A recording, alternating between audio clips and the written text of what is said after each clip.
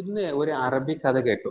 അറബി കഥ ഒരു അറബി ബിസിനസ്മാന്റെ കഥയാണ്. ആ ബിസിനസ്മാന്റെ പ്രത്യേകത എന്ന് പറഞ്ഞാല് അയാളുടെ ബിസിനസ്സിലെ ഇതുവരെയായിട്ട് ഒരു നഷ്ടവും സംഭവിച്ചിട്ടില്ല.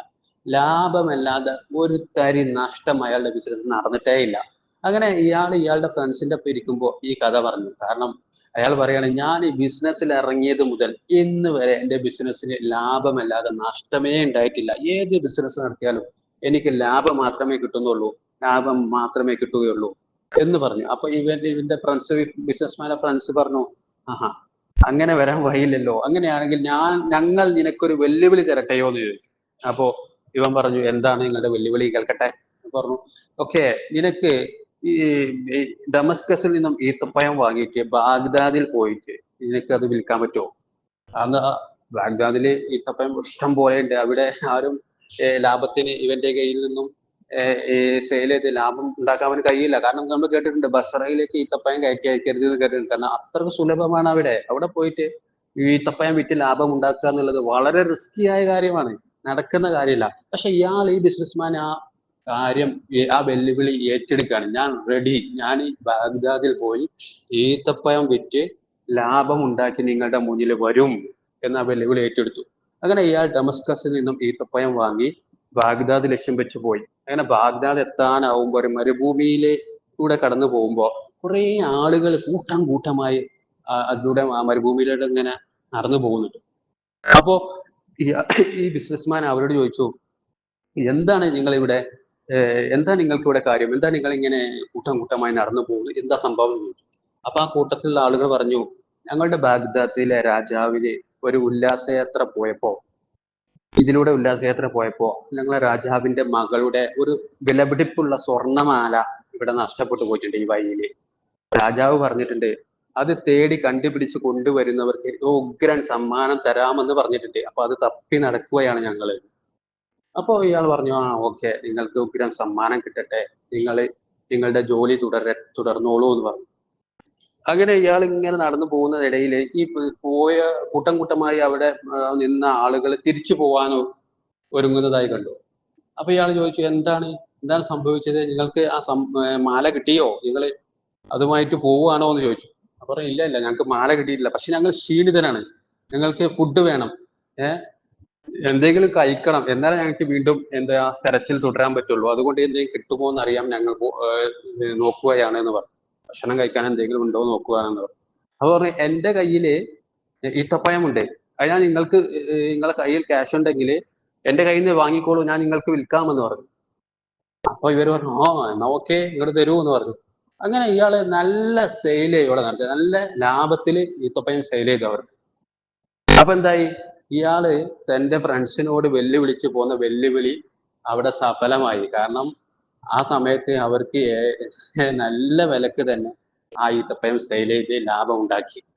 അങ്ങനെ ആ കഥ നാട്ടിൽ പാട്ടായി. കാരണം ഡമസ്കസിൽ നിന്നും വന്ന ഒരു ബിസിനസ്മാന് ബാഗ്ദാദിൽ എത്തിയിട്ട് നല്ല വിലക്ക് അവന്റെ ഈത്തപ്പഴം സെയിൽ ചെയ്തു എന്ന വലിയൊരു അത്ഭുത വാർത്ത നാട് ഒക്കെ പാട്ടായി.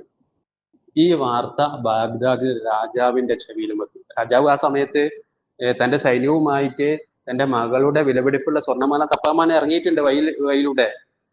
കാരണം അത്രയ്ക്ക് വിലപിടിപ്പുള്ളതാണ് മകൾക്ക്, അത്രയ്ക്ക് ഇഷ്ടപ്പെട്ട ഒരു മാലയാണ്, അത് കിട്ടണം, എങ്ങനെയും കിട്ടണം എന്ന രീതിയിൽ. അങ്ങനെ പോകുന്ന വഴിക്ക് രാജാവ് തന്റെ സൈന്യത്തോട് പറഞ്ഞു, അയാളെ എന്റെ മുന്നിൽ ഹാജരാക്കണം, ആ ബിസിനസ്മാനെ. അങ്ങനെ അവര് വഴിയിൽ വെച്ച് കണ്ടുമുട്ടുകയാണ്, ആ ബിസിനസ്മാനും രാജാവും പടയും. അപ്പൊ രാജാവ് ചോദിച്ചു ബിസിനസ്മാനോട്, നിങ്ങളാണോ ഈ ഡമസ്കസിൽ നിന്നും വന്ന് ഈത്തപ്പഴം കൊണ്ടുവന്ന് ബാഗ്ദാദിൽ വിറ്റ് ലാഭമുണ്ടാക്കിയ ബിസിനസ്മാൻ താങ്കളാണോ? അപ്പൊ ഇയാൾ പറഞ്ഞു, അതെ, ഞാൻ തന്നെ. അപ്പൊ രാജാവ് ചോദിച്ചു, എന്താണ് അത്ഭുതം, എങ്ങനെ ഇത് സംഭവിച്ചു, നിങ്ങൾക്ക് എന്തെങ്കിലും എന്തെങ്കിലും ഇതിനെക്കുറിച്ച് പറയാനുണ്ടോ എന്ന് ചോദിച്ചു. അപ്പോ ഈ ഡമസ്കിലെ ബിസിനസ്മാൻ പറഞ്ഞു, രാജാവേ, എനിക്ക് പറയാനുണ്ട്, അങ്ങ് നല്ലൊരു ഭരണാധികാരിയാണ്, ഓക്കെ, ഞാൻ എന്താണ് കാരണമെന്ന് ഞാൻ പറയട്ടെയോ എന്ന് പറഞ്ഞിട്ട് അയാൾ പറഞ്ഞു, ഞാൻ ജനിച്ച ഉടനെ തന്നെ എൻ്റെ പിതാവ് മരണപ്പെടുകയാണ്. അങ്ങനെ ചെറുപ്രായത്തിൽ, എൻ്റെ 6, 7, 8 വയസ്സിൽ തന്നെ, ആ ചെറുപ്രായത്തിൽ തന്നെ ഞാൻ ജോലി ചെയ്ത് എൻ്റെ മാതാവിനെ നോക്കിക്കൊണ്ടേയിരുന്നു, മാതാവിന് വേണ്ട കാര്യങ്ങളൊക്കെ ചെയ്യുന്നുണ്ട് ജോലി ചെയ്തിട്ട്. അങ്ങനെ എനിക്ക് 20 വയസ്സാവുന്ന സമയത്ത് എൻ്റെ മാതാവിന് അസുഖം ബാധിക്കുകയും എൻ്റെ മാതാവ് മരണപ്പെടുകയാണ് ഉണ്ടായത്.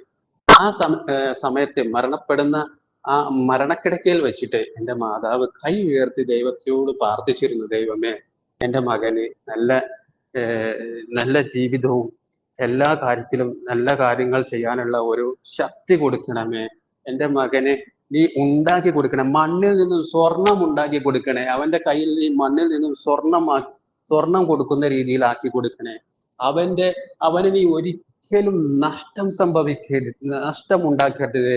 ഒരു കാരണവശാലും അവന് നഷ്ടം ഉണ്ടാക്കരുത് ദൈവമേ. അവന് നീ വലിയ രാജാവിന്റെ മകളെ വിവാഹം കഴിപ്പിച്ചു കൊടുക്കണമേ എന്ന് എൻ്റെ മാതാവ് മരണക്കിടക്കയിൽ വെച്ച് ദൈവത്തോട് കൈ ഉയർത്തി പ്രാർത്ഥിച്ചിട്ടുണ്ട്. അതിനുശേഷം ഞാൻ ചെയ്ത ഒരു ബിസിനസ്സിലും എനിക്ക് നഷ്ടം സംഭവിച്ചിട്ടേ ഇല്ല. രാജാവേ, ഞാൻ എൻ്റെ കൈ എങ്ങാനും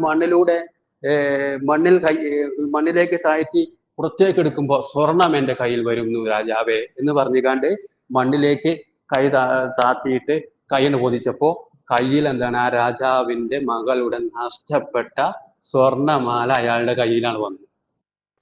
അപ്പൊ ആ സ്ഥലത്താണ് രാജാവിന്റെ മകളുടെ മാല നഷ്ടപ്പെട്ടത്. അവിടെ ഇന്റെ കയ്യിൽ എപ്പോഴും മണ്ണിൽ വാരിയ സ്വർണം കിട്ടുമെന്ന് പറഞ്ഞ് കൈയിട്ടപ്പോ ആ മാല കയ്യിൽ വന്നു. അപ്പൊ രാജാവ് പറഞ്ഞു, ഓ എന്റെ മകളുടെ മാല.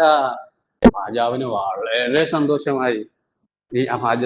രാജാവ് പറഞ്ഞു, നിന്റെ മാതാവ് വളരെ നല്ല ആളാണ്, നല്ല ആളായത് കൊണ്ടാണ് ദൈവം അവരുടെ പ്രാർത്ഥന കേട്ടത് എന്ന് പറഞ്ഞിട്ട് രാജാവ് തന്റെ മകളെ ആ ബിസിനസ്മാന് വിവാഹം കഴിച്ചു കൊടുത്തു. അപ്പോ ആ മാതാവിന്റെ എല്ലാ പ്രാർത്ഥനയും എന്തായി, സഫലമായി. രാജാവിന്റെ മകളെ വിവാഹം കഴിപ്പിച്ചു കൊടുക്കണേ എന്ന് പറഞ്ഞതും സഫലമാവുകയാണ്. അപ്പോ എന്നിട്ട് ഈ കഥ പറഞ്ഞ ആള് പറയുന്നത് ഇങ്ങനെയാണ്, മാതാവിന്റെ പ്രാർത്ഥന നിങ്ങൾക്ക് കിട്ടിയാൽ ഇത് നിങ്ങൾക്ക് വളരെ മഹത്വമേറിയതാണ്, നിങ്ങൾ ഭാഗ്യവാന്മാരാണ്, ആ ഭാഗ്യവന്മാരുടെ കൂട്ടത്തിൽ നിങ്ങൾ പെടട്ടെ എന്ന് പറഞ്ഞ് കഥ അവസാനിപ്പിക്കുകയാണ്. അപ്പോ കഥ ഇഷ്ടപ്പെട്ടാൽ ഫോളോ, ഷെയർ, ലൈക്ക് ചെയ്യാൻ മറക്കണ്ട. Okay, bye. ഇന്ന്